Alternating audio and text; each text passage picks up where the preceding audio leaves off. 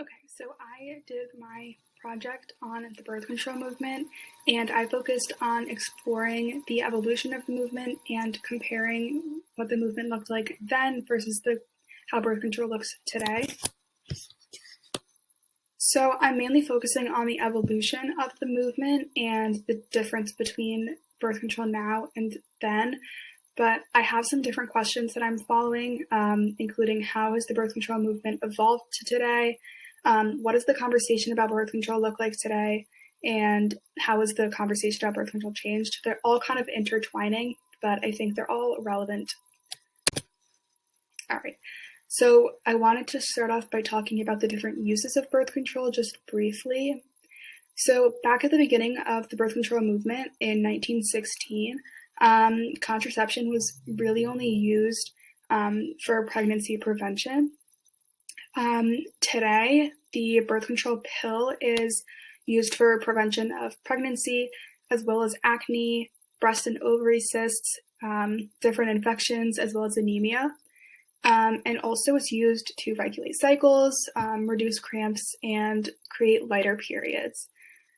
So that's one difference, is what is contraception used for then, which was just prevention of pregnancy, versus now all these different health-related purposes.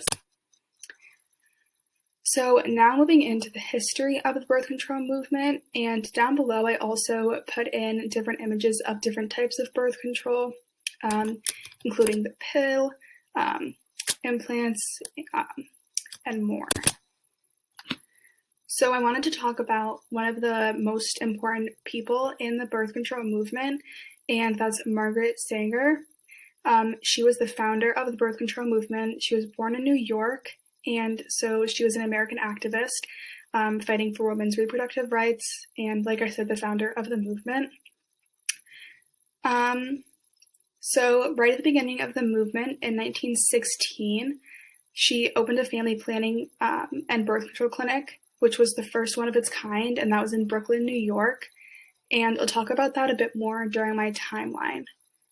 At the time, New York state law prohibited contraceptions from being distributed to anyone, so no one had access to contraceptions of any form at the time. She was then, so her clinic was shut down and she was put in jail because it went against New York state law. And there was a trial that happened, and the birth control movement ended up winning its case because the judge made a ruling that allowed doctors to prescribe contraceptives. At the time, was only allowed for married women. She also, throughout the trial, received a lot of support from the public, and many people were on her side. She also received donations and found donors to help fund any of her future projects. She also went on to found the American Birth Control League, which then ended up turning into Planned Parenthood in 1942. So the American Birth Control League was what Planned Parenthood is today, and this was opened in 1916. It was a really big deal because it was the first of its kind, and at the time it was illegal. But obviously it was a huge step for women and a very big step for the movement and Margaret Sanger herself. And here I just included a few images of different resources that were used throughout the movement, as well as different images of Margaret Sanger herself. So this is focusing more on the evolution of the movement. I included a timeline.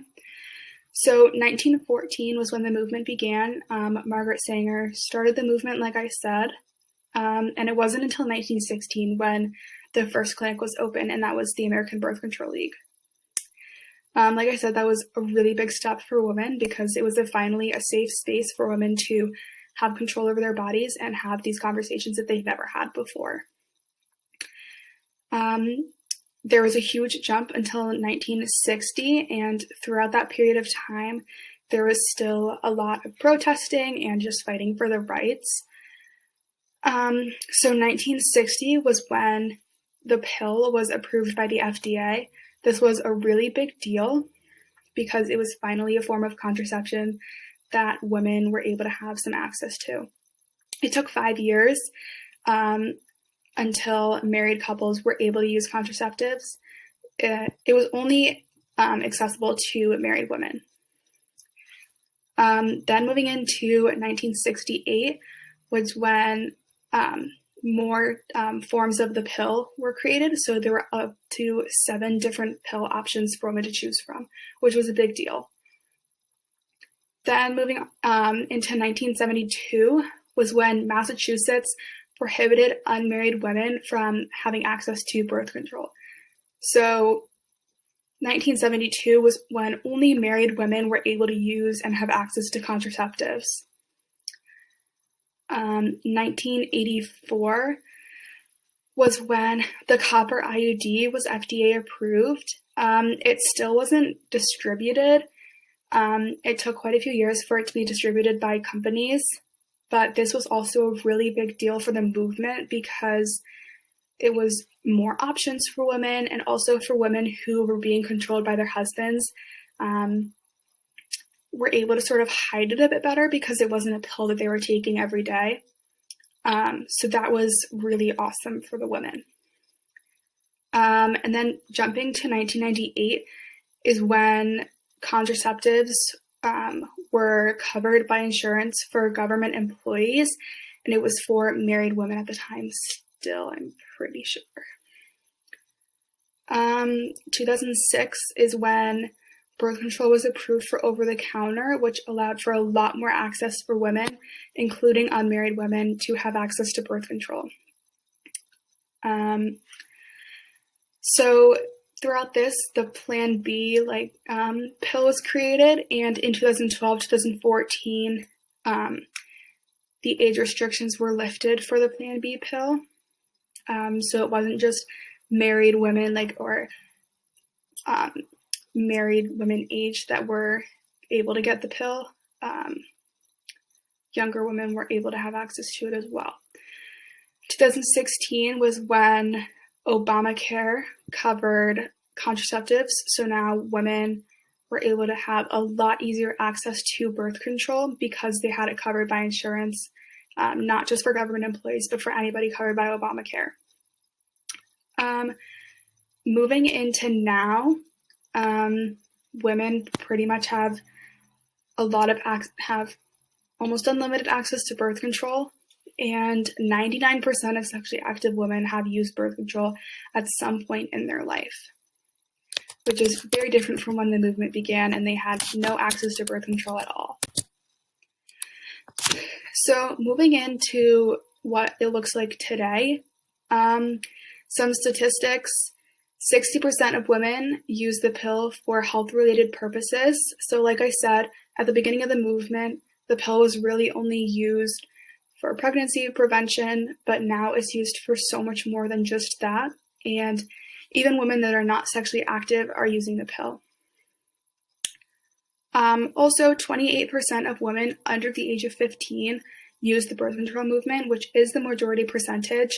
So it is very widely used in America. We also have over 4 million women who are using contraception, which is very different from when women had no access to it at all. So now what kind of the conversation looks like with birth control today? It's much more widely accepted. It's a lot more accessible for women, and it's become a lot more normalized, and there's not as much of a stigma around it. It's not talked about as much as it should be. We've made a lot of progress, but it still becomes a religious issue for some people, and some people are just still uncomfortable by the use of contraceptives. As much as America has made a lot of progress, it's still not universally accepted or accessible, which I'll talk about in the next slide as well.